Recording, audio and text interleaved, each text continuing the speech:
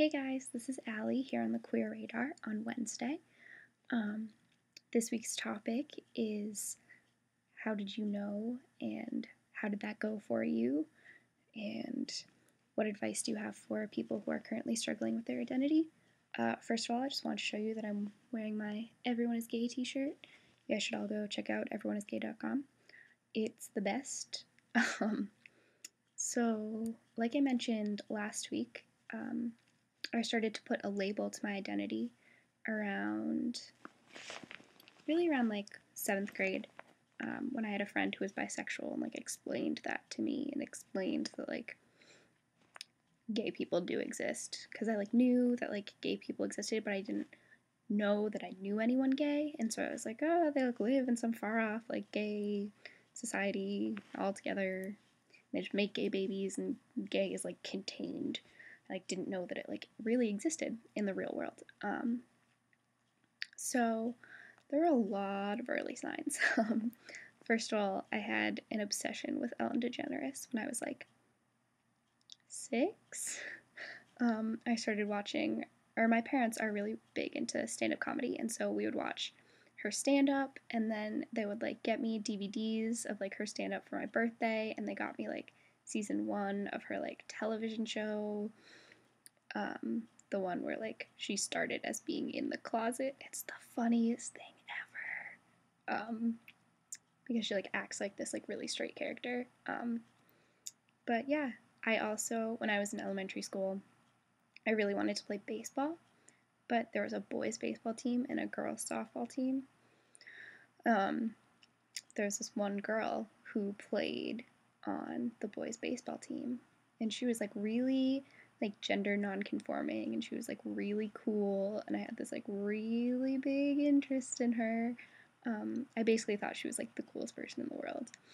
And throughout middle school and high school, this person is now going by male pronouns and is transgender.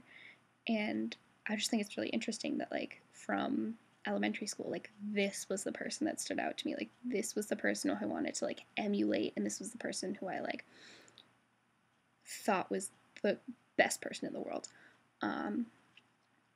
So yeah, there were a lot of gay signs all throughout elementary school and preschool. I would play marriage, and I would put on a wedding dress, and I would have my friends put on wedding dresses, and we would just get married to each other as women. When I was 3, I asked my parents if I could marry my best friend, Abby. My mom was like, well, if Abby wants to marry you back, sure. And I was like, okay. So yeah, a lot of early signs, and it's funny to me now that I didn't put those things together until later. But when I did start to put a label on it, and I did make the connection that I am attracted to women, and I am attracted to gender non-conforming people, and transgender people, it was really hard for me because I knew that being gay was hard, and I knew that being gay was something that people didn't really talk about very much, and I was just so confused, and I wanted it all to go away, and I thought that the best way to make it go away was for me to go away, and so it was hard because